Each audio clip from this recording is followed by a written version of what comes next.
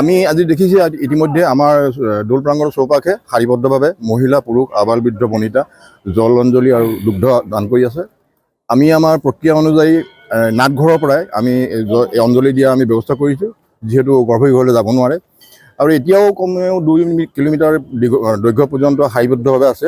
আমি আশা ৰাখোঁ এই শাৰীটি মানে অহা 2 বজালৈকে থাকিব আৰু অহা ৰাতিলৈ আজি ৰাতি শিৱৰাত্ৰি মহাশিৱৰাত্ৰি সেই পূজা ভাগিব যাতে আমি সুকলমে পালন কৰিব পাৰোঁ তাৰে আশা ৰাখিছোঁ। আৰু সন্ধিয়ালৈ আমাৰ সাংস্কৃতিক সন্ধিয়া আছে 6 বজাৰ পৰা আমাৰ দৌলমুখ চাৰিআলিত যি মঞ্চ আছে তাতে থাকিব। আৰু আজি মহিলা গোষ্ঠীৰ দ্বাৰা মৎস্য অৱতাৰ 4 বেদ উদ্ধাৰ প্ৰদৰ্শন কৰা হ'ব। আমি সমূহ ৰাইজৰ সহযোগিতা কামনা কৰিলোঁ। নহয়, এইবাৰ আহিছোঁ হোষ্টেলৰ পৰা।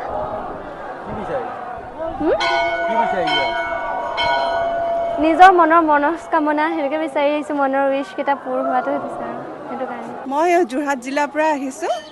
আগতে ইয়াতে চাকৰি সংক্ৰান্তত আছিলোঁ, তেতিয়া হয়তো বন্ধৰ কাৰণে গুচি যোৱা হয়। আজি সুদূৰ যোৰহাট জিলাৰ পৰা আহিছোঁ।